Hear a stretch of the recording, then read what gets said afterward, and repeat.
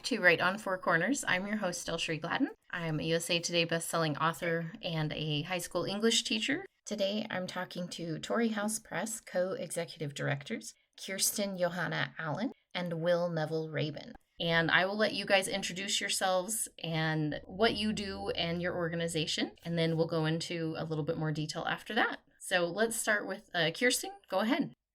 Super. Well, DelSheree, thank you so much for this opportunity. We are always excited to chat about Torrey House Press and introduce ourselves to new folks. So I'm Kirsten Johanna Allen. I am co-executive director and publisher at Torrey House Press. I'm also co-founder, and I'm talking to you today from Torrey, Utah. Our main offices are in Salt Lake City, however. I am Will Neville Rabin, co-executive director and executive editor, and I'm talking to you from Salt Lake City in our main offices, surrounded by books and mailings and all sorts of marvelous literary things. That sounds like an awesome place to spend your time. Pretty great. The first reason that I had originally planned to talk to you guys a little bit earlier in the year and life got super crazy. This is the 15th anniversary of Torrey House Press. Also, there's been some changes with some of the political environment right now and things going on where you guys being a nonprofit have lost some of your funding. So we're going to double up on topics and talk about both of those. But to start off, Kirsten, tell us a little bit about the origin of Torrey House Press, how it got started with you and your husband. Yes, my spouse, Mark Bailey, and I founded Torrey House Press in 2010. Neither of us had publishing experience. We just found a hole in the cultural landscape and decided to jump in. Publishing is a challenging prospect, and we've certainly had to learn the ropes one step at a time along the way. We got into national distribution in 2012. Our books are distributed to the trade through Consortium Book Sales and Distribution, which is a subsidiary of Ingram. And we converted to a nonprofit in 2015. Literary publishing requires support. We do not publish the political memoirs or kinds of hot button things that often pay the bills for bigger publishers. We are a mission-driven publisher, publishing books at the intersection of literary arts and environmental advocacy. So we have been a nonprofit since 2015. We're just about to publish our 100th book. What was the, impetus or inspiration for you guys getting into publishing? We felt there were some voices we weren't hearing. We're both big readers and love literature, so we just did it. We depend on community to help us bring books the world needs to the page. I love that model. And when I was in graduate school, one of the classes I had to take was like the history of publishing. And it was so interesting to see from early days how they approached it and how it really didn't change for the longest time. Like it was not keeping up with modern developments and literary interest. And this model developed of if we have one or two really great sellers, that takes care of all the ones that aren't profitable. Even just looking at that just from a layperson, you're like, well, that doesn't seem like a very good business model. It's kind of crazy, and it really is how the industry works. I was not expecting to go into data nerd mode quite this early in the conversation, but I'm absolutely happy to as soon as you're ready. It's something that as someone who joined the press about 3 years ago now, getting up to speed, I've done a lot of editing, I've done a lot of nonprofit work, I've done a lot of advocacy. I have not worked in book publishing. Getting up to speed on the industry and learning everything I can is just sort of where I naturally start. And it is one of the most opaque landscapes I have ever come across. There's very little public data out there. It turns out oftentimes publishers don't have much of their own data at certain parts of the process. But the Department of Justice a couple of years ago was suing to stop a merger on antitrust grounds between Simon & Schuster and Penguin Random House. And people said some weird things on the stand, and industry journalists decided to try and untangle that stuff. And in the comments of a blog post from an independent journalist, the woman who is the head of data analytics for BookScan jumped in and shared an entire year's worth of actual data.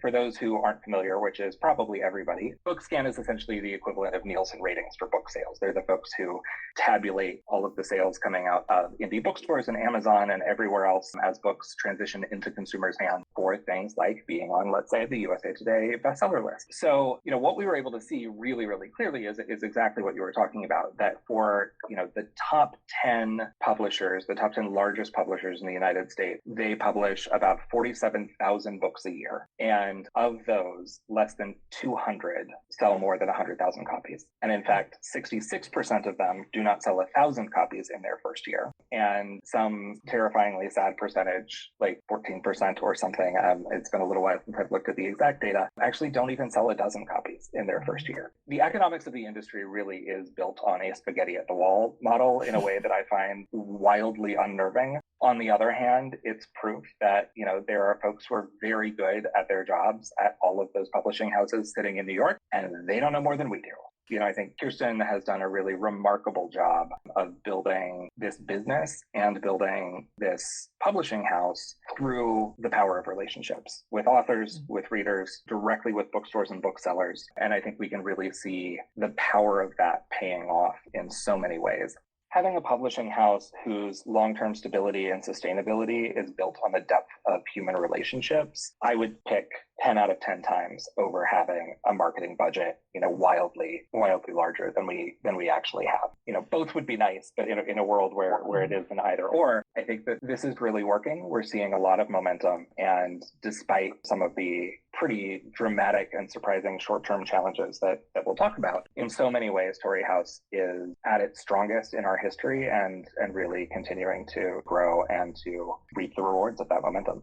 I follow publishing news, and one of the things that a lot of publishers seem to be struggling with is how to build relationships with readers. Yeah. Because for so long it's been like, let's grab an author who already has that and rely on that author to continue building their reader base. It's not working as well anymore, and for new writers coming in who maybe have a small group but they don't have the reach of, a celebrity writer or something like that, they're really struggling across the board just to figure out, well, how do we find readers? How do we develop that? And some publishers are starting to think, well, maybe we need to focus more on our brand as a publisher. Like Penguin has brought back the penguin, the little mascot penguin, because they had gotten rid of that when they merged. And that was one of the few recognizable things. That's something that some smaller presses, and something that I think you guys have cultivated. I know what I'm getting when I get a book from you guys, and I trust that. And so I, as a regular reader, that brand awareness of the quality, your niche in the publishing world. And that's something that it seems like it's still kind of an abstract idea that not everybody is quite making work yet.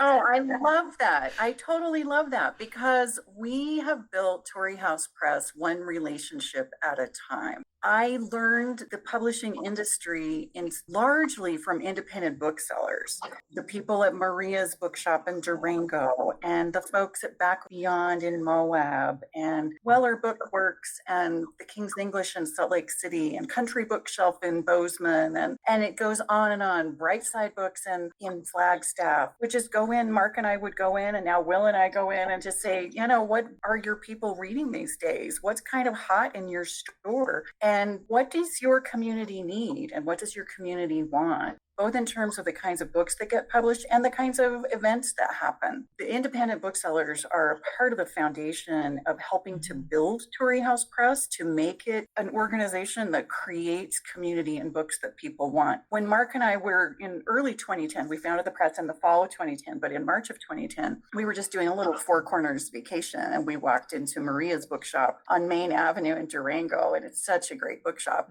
And we walked around and came to this shelf with all of these iconic kind of Western writers, and just said, wow, we want to publish books that belong in this shop on that shelf. How do we do that? And we started our first conversation with Jeannie Costello, who's still the book buyer there. And that was the beginning.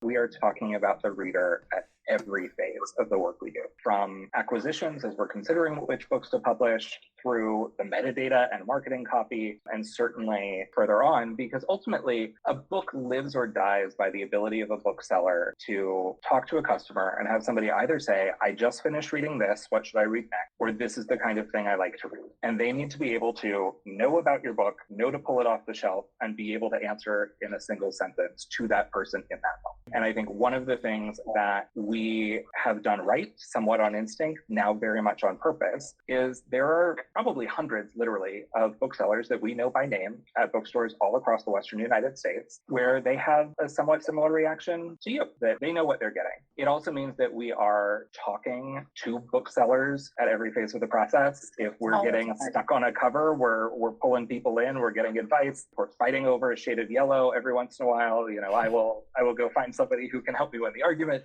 It really is publishing for readers that we have, and frankly, for the readers that we want. The nice thing, as much as publishing broadly may be struggling, readership is still up, right? Readership was up just over 20% in 2020, another 20% in 2021. And while those numbers have come back down to earth a little bit, they have not gone back down to pre-pandemic levels. Younger people are physical book people, much to everyone's constant surprise. That's true in libraries, it's true in bookstores. If the challenge is how do you reach readers, you reach readers in bookstores and you reach readers in libraries because they have no problem finding readers. So the question is, how do we earn a spot and deserve a spot to be in that bookseller's hand? And I think it's something that we're really trying to earn. I think that is the right word, trying to earn every day.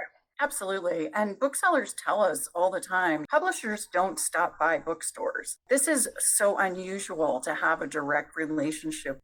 And as much as we love this, getting to know all of these people, getting to support our authors and show up at their events, it sounds fancy when we say the publisher's stopping by, but in booksellers' minds, Kirsten and I are not the people who matter at Torrey House Press. It's our colleague, Scout Impey, who is our marketing and publicity manager. And she is the one who is in contact all the time, partnering on events, figuring out how folks are going to collaborate, figuring out how do you make an event genuinely an interesting and interactive community conversation rather than those sad readings that we've all been to where an author gets up and buries their nose in the book and reads 2 chapters and then asks for questions. And there's deadly silence among the 3 people who happen to be on folding chairs in the back of the room. Every fall we go to a major trade show of independent booksellers in Denver, Colorado, and seeing the genuine joy as person after person after person comes up to our table and says, "Oh my gosh, you're a Scout," is just such a fulfilling moment. We're doing a lot of things right, and it doesn't mean any of it's easy.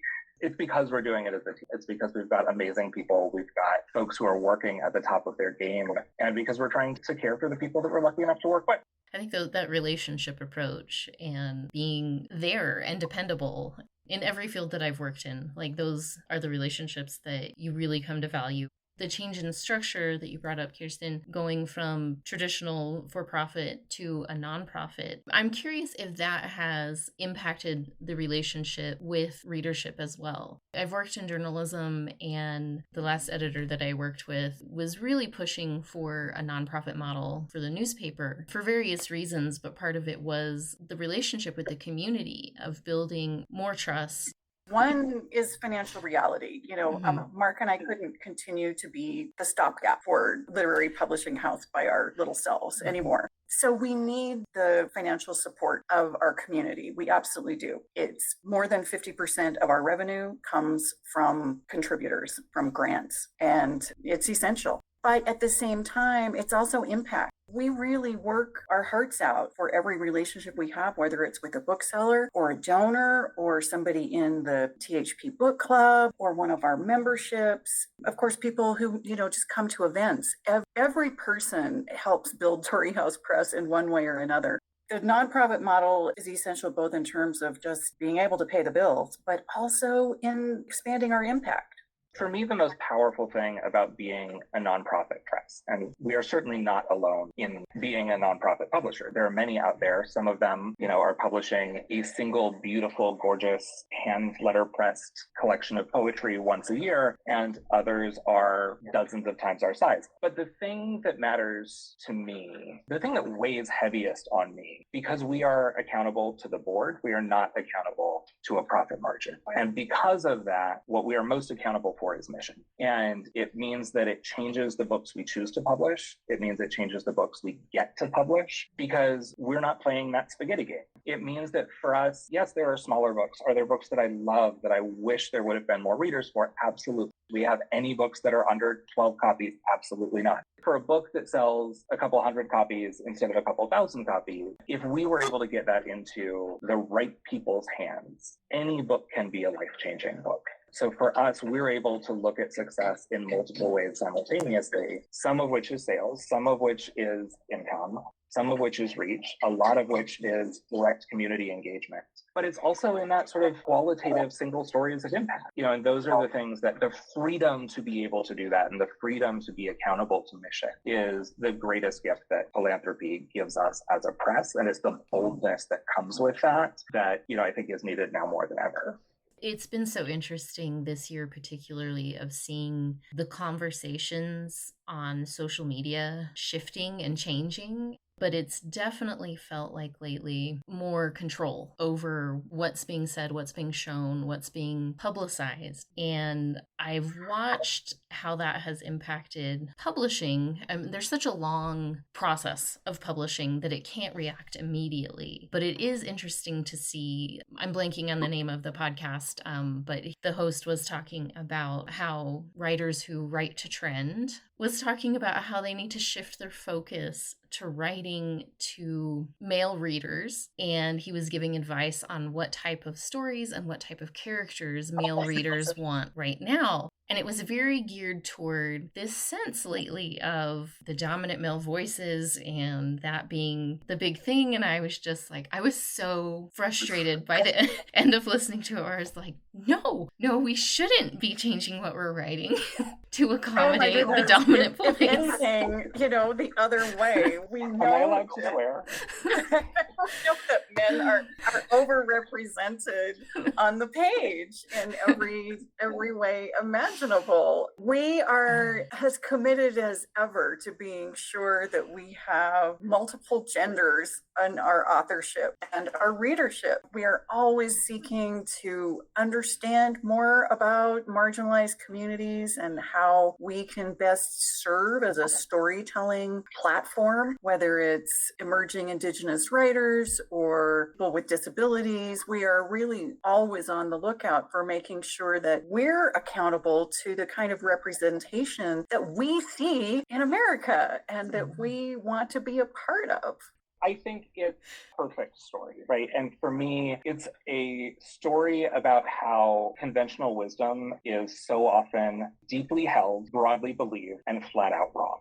70% of book buyers are women. That's just terrible economic advice, right? Like, if you're trying to grow the category, it's a different conversation, but that's not what anybody's actually trying to do. People are trying to make sure that they're maximizing revenue. And most of these are, large publishers or publicly traded companies. And, speaking of podcasts, right? I was listening to The Town, which is a sort of Hollywood business podcast the other day. As people are baffled by Sinners being a global phenomenon, it turns out audiences aren't as small-minded and dumb as everybody tries to pretend they are. And if we are playing to, and in this case, I would say actually even some really troubling assumptions about men and about what men are for, we're never going to tell stories that matter and stories that resonate. The specificity of a story is what makes it universal. And in a world where we can watch TV and watch movies about all kinds of people in all kinds of centuries, we can do the same thing on the page. Gatekeeping is real. And my only bit of pushback for you about writing to the market, just because I enjoy a good argument, right, is I think part of what I find really exciting about where the market is right now is that there are so many other kinds of literature and other kinds of storytelling that have been marginalized and have been seen as less worthy than,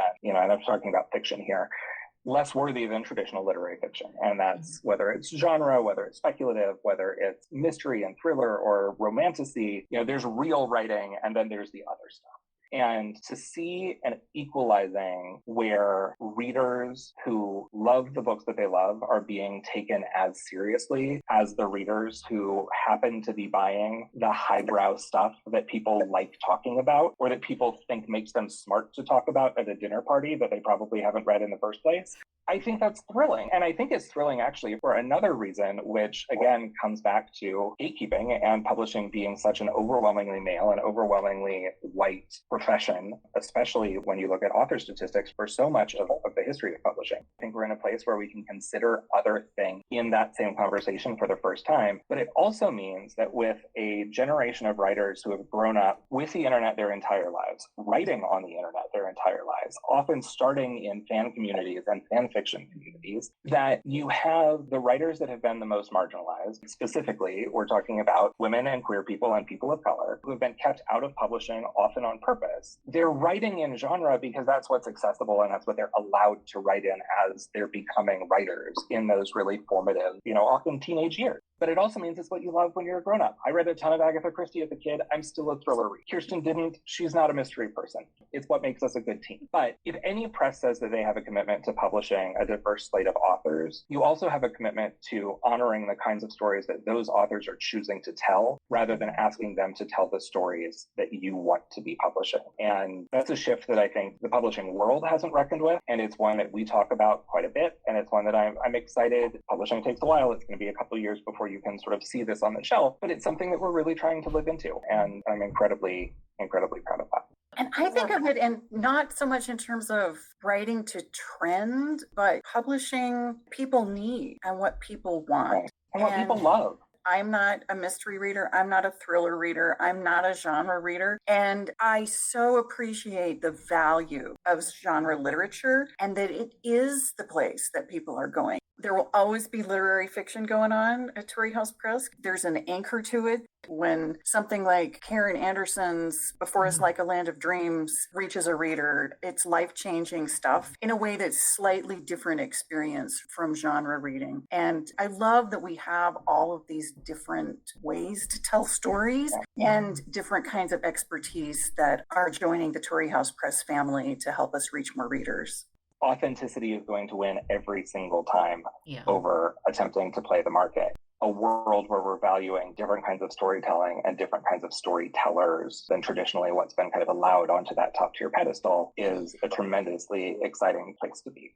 I could probably talk to you guys for like 4 more hours because I love all of this. But before we start to wrap up, I did want to talk about your spring fundraising efforts, because with the current craziness going on with funding for nonprofits and just the arts in general, you guys have lost some funding and are trying to generate more donations. So tell us a little bit about that, how people can support. Thank you. Yes, we have taken some hits, as most arts organizations have. Utah Humanities has always been a funding partner and an event partner with us. They, of course, like other humanities organizations around the country, got their grant pulled. That means that we're missing out on a significant chunk of our fundraising funding for the year. We need to make up for that. We don't even know what's going to happen next year. We had planned to apply for a really big National Endowment for the Humanities grant this year. Obviously, we won't be able to do that. We've applied to the National Endowment for the Arts for a grant that would arrive next year, but we don't know if that's going to happen at all. So we have some kind of short-term hits, and then we're looking long-term at quite a bit of certainty. So our fundraising campaign right now, it's a celebration of Torrey House at 15. And the wonderful work we're doing and the books that we have coming up. But it is also a story about reality, that we've got some deficits, some short-term deficits and some long-term uncertainty that we need help with. We need our community to join us. We need new folks in our community to help us be a part of a success story. And Will right now is at the office with our super fantastic colleagues to send a letter out to a list of folks. And there are so many ways to support Torrey House Press. We have memberships, we have a book club, we have donations, we accept stock, we make it easy. We're nonprofit executive directors. We have to think about fundraising every single day. We always get the question, especially from new donors, right? Why do you need donations if you have income from book sales? And it's just not realistic, right? We don't publish John Grisham. We didn't publish Sarah Palin's first memoir. We are publishing books that we are incredibly proud of. And no offense to John Grisham for that comparison. I think The Pelican Brief is a perfect book, but our annual operating budget is around $650,000 this year. And so we need to raise 60% of that. And we needed to raise 60% of that before we started losing some funding from other sources. So now we need to outraise our original goal. There are some studies out there that for mixed revenue organizations like us, that this 60-40 dynamic is really a sustainable sweet spot. Getting every dollar in the door is hard. What we have to offer, I think, though, is different than so many other publishers authors. To shout out Scout again, one of the things that makes us unique is that we have built our organizational design and the roles and our staffing model to make sure that we are really focused on community engagement. We have a email list of 10,000 people. We reach about 37,000 people a year through our books and our events. And last year, we touched or organized in some manner 200 events with a full-time staff of 4. And so while I would love for that number to be closer to 150, because I don't want anybody to burn out, it's a level of engagement with our authors that extends so far beyond the publication date that is really, really unique. It is a depth of connection with communities and the ability to not just publish books, but to put books into conversation, to put books into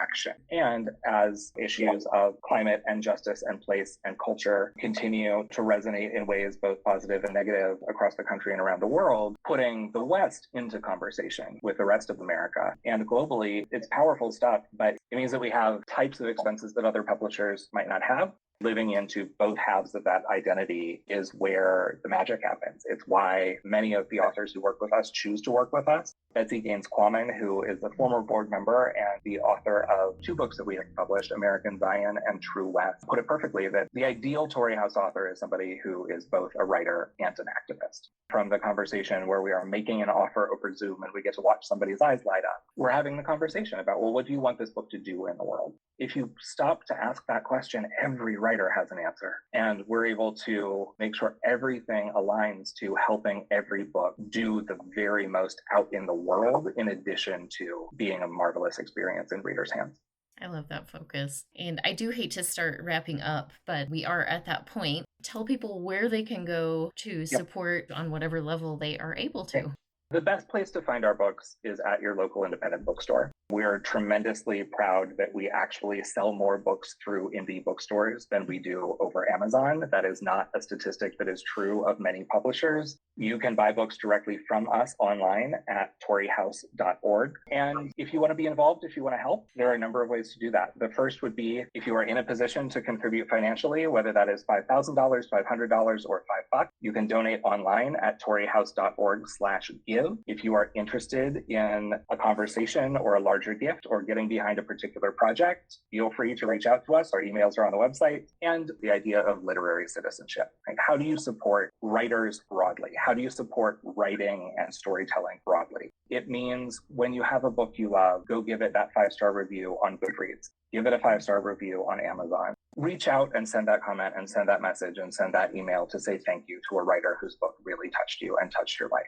If you're looking for a non-financial way in the short term to help Torrey House Press, one of the most prestigious Western book awards is the Reading the West Book Award. And it matters because it's from the Independent Booksellers Association that represents this part of the country. And their finalist round is open to public voting. And Zach Podmore, who wrote Life After Deadpool, Lake Powell's Last Days and the Rebirth of the Colorado River, is one of 5 finalists up for public voting right now through the end of May. And you can go learn more and vote for Zach at readingthewest.com.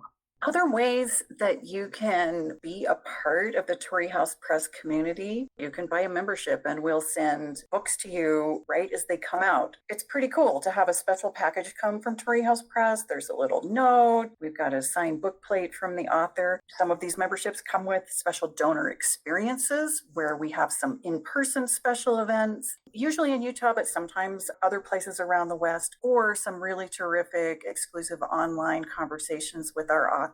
Donor experiences are really important to us because we get to enjoy the people who support Torrey House Press, and they get to have a personal connection with the authors who mean everything to us. I always think about Torrey House Press authors as being a part of our family, and every single Torrey House Press book is a wonderful object that we have helped midwife into the world. They're all our babies. Another way is, and this is speaking to that literary citizenship that Will mentioned, go to your local library and ask them to carry Torrey House Press books. Librarians tell us that that makes a huge difference, that they do it. If just one patron comes in and asks for a book, they know that that one patron is representing a larger need than just one individual, and they respond. Get to know your local independent booksellers and librarians, and join us when we have online events. We do one at the end of the year, and usually another mid-year, where we get a chance to hear from authors and have folks join us from all over the country. We're extremely proud to be a part of this organization and so grateful for the support of community members everywhere around the West and beyond.